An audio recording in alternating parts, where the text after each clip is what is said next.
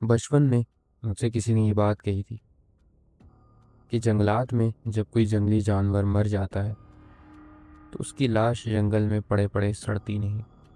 न ही जंगल में कोई ताफुन फैलता है, बल्कि इसके बरक्स जंगलात की हवा हमेशा साफ, शफाफ और खुशगवार रहती है। शायद इसलिए क्योंकि इन घने और अंधेरे जंगलात में इन तमाम जानवरों के दरमियान एक मखलूक ऐसी भी बसती है जो इन जंगली जानवरों की लाशों को अपने ग़िज़ा बनाकर जंगलात को साफ रखती है। उस वक्त मैं बच्चा था और इस बात को महज एक मजाक समझता था, लेकिन इस कहानी को सुनने के बाद हो सकता है मेरी ही तरह आपका नज़रिया भी तब्दील हो जाए। दोस्तों, शाहरा कराकरम पे यानी N35 पर एक इलाका आता है जिसे लोग थोर के नाम से जानते हैं। अब इसी थोर के इलाके में एक बाज़ार है जहाँ पर खुदाबख्श अपना ट्रक पार्क किए एक लंबे सफ़र के बाद आराम कर रहा होता है जब उसके कीपैड वाले फ़ोन की रिंग बजती है और रात के ठीक 12 बजे उसके जिगरी दोस्त का उसके कीपैड वाले फ़ोन पर फ़ोन आता है। जब उसकी आँख खुलती है, वो फ़ोन उठाकर बात करता है तो उसे मालूम होता है कि उसके दोस्त का जो ट्रक होता है वो ख़राब हो गया होता है और वो उससे बोल रहा होता है कि भाई मुझे आज रात के लिए अपना ट्रक दे दो। खुदाबख्श बजाय उसको अपने ट्रक देने की उसके लिए पेशकश रखता है कि भाई तुम अपनी सवारी मुझे दे दो, मैं तुम्हारा माल अपने ट्रक पर लोड करके जहाँ तुम्हें पहुँचाना है वहाँ छोड़ आऊँगा। वो बंदा इस बात के लिए राज़ी हो जाता है और अब खुदाबख्श थोर बाज़ार से निकलकर थोड़ा सा आगे अपने दोस्त के पास जाता है जहाँ से उसके ट्रक में सामान लोड होना होता है। ट्रक में सामान लोड होते होते तकरीबन 1 से 1.5 घंटा लग जाता है और ये रात के 1:30-2 बजे का वक्त हो जाता है। पहले तो उसका दोस्त उससे कहता है कि यार रात का वक्त हो गया है, लेकिन उसकी ये बात खुदाबख्श को कतई गवारा नहीं होती। खुदाबख्श चाहता है कि वो सामान सुबह तक पहुंचाकर किसी और सफ़र पर किसी और सवारी या अनलोडिंग के लिए निकल जाए और ज़्यादा पैसे कमा सके। खुदाबख्श का यही लालच आज इसे एक ऐसी मखलूक से सामना करवाने वाला था जिसकी हिस्ट्री इंसानी तारीख का सबसे सियाह हिस्सा है। इस थोर बाज़ार से लेकर थक कॉलोनी तक का सफ़र जो है वो तकरीबन 45 से 50 मिनट का है, यानी ये टोटल 27 किलोमीटर तक का सफ़र है। रात का गहरा सन्नाटा, हवा में फैली हुई धुंध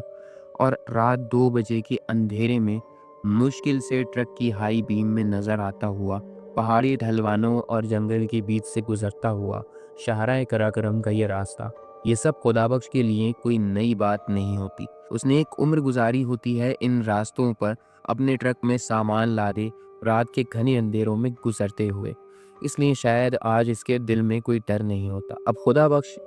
तकरीबन 15 किलोमीटर का सफ़र तय करता है, तब उसे अपने ट्रक के आगे कुछ मील के फासले पर एक हिरन का या किसी ऐसे ही जंगली जानवर का लाशा पड़ा हुआ नजर आता है। उसे पहले तो ये लगता है कि या तो किसी ट्रक ने इस हिरन को कुचल दिया है या ये बेचारा अपनी मौत आप मर के यहाँ पे गिर गया है हाईवे पे, या फिर ये बेचारा हिरन किसी शिकारी का शिकार बन गया है। आपको बताता चलूँ, कराकरम हाईवे पे जानवरों का शिकार करने पे ख़ास पाबंदी है, क्योंकि इस हाईवे की एक तरफ झील है, दूसरी तरफ जंगलाती सिलसिला भी मौजूद है और बीच में पथरीली कटीली पहाड़ियाँ और ढलानें भी हैं। तो लिहाजा इस तरह के डिफ़िकल्ट टेरेन में किसी इंसान का फंस जाना या वहाँ शिकार के लिए जाना मुमकिन नहीं है। लेकिन कुछ ब्लैक मार्केटर्स होते हैं, कुछ ऐसे लोग होते हैं, कुछ ऐसे शिकारी होते हैं जो पाबंदी के बावजूद हिरन के सींग और बाकी उसके अलाइश के जो ऐसे हिस्से होते हैं जो बेचे जा सकते हैं, जिनसे बहुत ज़्यादा पैसा कमाया जाता है, उस तरह की चीज़ों के लिए भी कुछ शिकारी इन इलाकों में घूमते रहते हैं। अब जब खुदाबख्श का ट्रक इस हिरन की लाशे से कुछ मील के फासले पर ही होता है तो खुदाबख्श देखता है कि एक इंसान नुमा साया है जो इस हिरन के लाश के ऊपर झुका हुआ है। पहले तो खुदाबख्श को लगता है कि ये कोई शिकारी का केस है और उस शिकारी ने इस हिरन को मारा है और अब ये इसके सींग चुरा रहा है। खुदाबख्श अपने काम से काम रखते हुए अपने ट्रक के एक्सीलेटर पर पाँव पस कर देता है और सीधा अपनी मंजिल यानी थक कॉलोनी की तरफ बढ़ने लगता है। अब आपको बताता चलूँ कि इन कुछ सेकंड के अंदर जो खुदाबख्श के साथ होने वाला है वो शायद उसने खुद ने भी कभी नहीं सोचा था। होता यह है कि रात के घने अंधेरे में जब खुदाबख्श उस हिरन के लाशे के करीब पहुंचता है जो कि सड़क के किनारे पर पड़ा हुआ होता है और एक आदमी उस पर छुपकर हिरन की सींग चुरा रहा होता है। तो खुदा बख्श अपने ट्रक की हाई बीम यानी हेडलाइट्स में ये देखता है कि वो आदमी दरअसल पूरा का पूरा बालों से ढका हुआ है। उसके पूरे जिस्म पर लंबे लंबे बाल उगे हुए हैं और वो आदमी उस हिरन के सींग असल में चुरा नहीं रहा है, बल्कि वो उस हिरन के ऊपर झुककर उसका गोश्त खा रहा है। अब ये बात सुनने में जितनी डिस्टर्बिंग लगती है, ज़रा सोचिए अगर आपके सामने आपके ही जैसा इंसान एक जानवर के लाशे के ऊपर बैठकर उसका कच्चा गोश्त चबाना शुरू कर दे तो आपको कैसा लगेगा। खुदाबख्श के पूरे जिस्म में करंट की एक लहर दौड़ उठती है। वो अपने ट्रक का हॉर्न बजाता है ये देखने के लिए कि क्या वाकई ये इंसान उस हिरन को खा रहा है या फिर उसकी आंखों को धोखा हो रहा है, उसकी आंखों ने कुछ गलत देख लिया है। अब होता यह है कि जैसे ही खुदा बख्श उस हॉर्न को बजाता है, वो आदमी जो इस वक्त हिरन का पेट फाड़कर उसके गोश्त का एक बड़ा सा टुकड़ा वहां से खींचकर चबाकर खा रहा होता है, वो सीधा खुदा बख्श की आंखों में देखता है। अब खुदा बख्श ये सोच के हैरान हो जाता है कि उसके इतने बड़े ट्रक में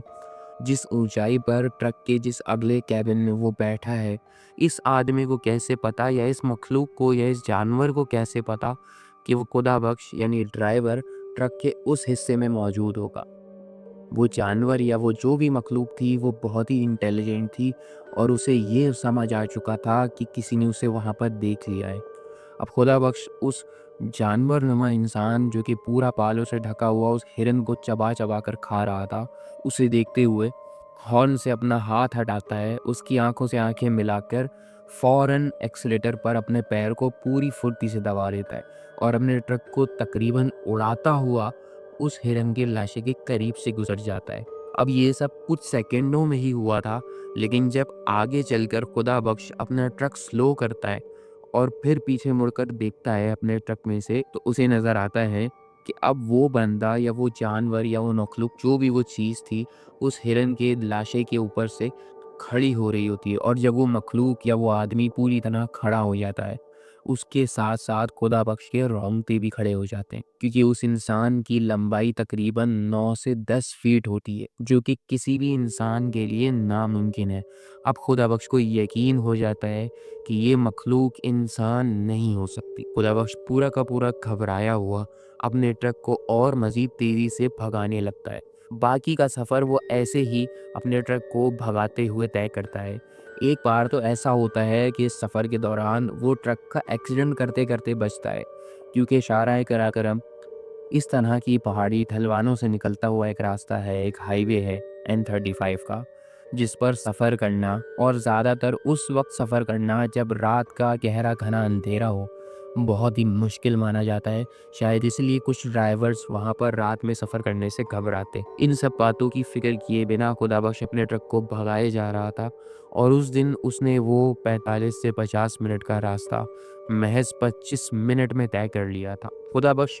थोर कॉलोनी पहुंचता है जहां पर उसको सामान उतारना होता है। उस गोदाम के बाहर जैसे ही उसका ट्रक आकर रुकता है, वहां काम करने वाले मजदूर उसके ट्रक से सामान उतारने लगे। अब खुदा बख्श जिस हालत में ट्रक के अंदर बैठा होता है, उसी हालत में बिना जूते पहने, बिना जैकेट पहने, सर्दी की कड़कड़ाती हुई ठंड में बाहर निकलकर एक केबिन के पास बैठ जाता है। केबिन वाला पहले तो खुदा बख्श का चेहरा देखता है जो अभी पूरा सफ़ेद पड़ गया होता है। केबिन से बाहर आता है, खुदा बख्श के कंधे पे हाथ रख के बोलता है, भाई तुम ठीक हो ना? रात के इस सन्नाटे में और इतनी ठंड में तुम यहाँ क्या कर रहे हो? और तुम्हारी जैकेट कहाँ है और तुम्हारे जूते कहाँ हैं? खुदा बख्श सबसे पहले उस इंसान को बताता है कि उस रास्ते पर उसको क्या नज़र आया था और ये सुनकर वो केबिन वाला शख्स भी घबरा जाता है। पहले तो वो उससे कहता है कि तुमने यकीनन नींद में कुछ उल्टा सीधा देख लिया होगा, लेकिन खुदा बख्श के बार बार इसरार करने पे वो इंसान उसकी बात का यकीन कर लेता है क्योंकि खुदा बख्श उस वक्त सच बोल रहा होता है। अब ये पूरी कहानी जब मेरे पास आई थी तो मुझे ऐसा लगा था कि ये कोई जिन्नात का वाक़या है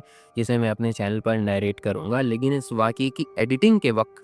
जब मैंने कुछ चीज़ों पर रिसर्च शुरू की तो मेरे सामने एक बहुत ही अजीब चैप्टर खुल के आया।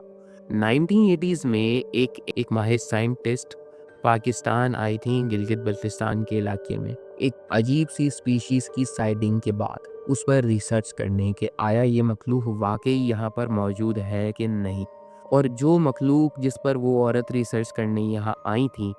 वो पूरी मेल खाती है उस मखलूक के हुलिये से जो बकौल खुदा बख्श किए लंबा चौड़ा था, बालों से ढका हुआ था और सिर्फ उसका चेहरा और नीली आंखें नज़र आ रही थी, जिसे गिलगित बल्तिस्तान के लोग बदमानू बोलते हैं। तो दोस्तों, ये था हमारा आज का एक ऐसा वाक़या जिसमें एक इंसान ने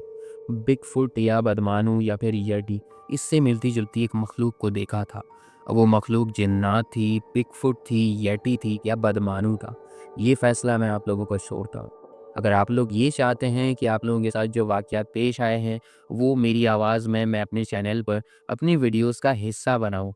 तो आप स्क्रीन पर दी गई ईमेल पर मुझे अपने वाक़यात सेंड कर सकते हैं।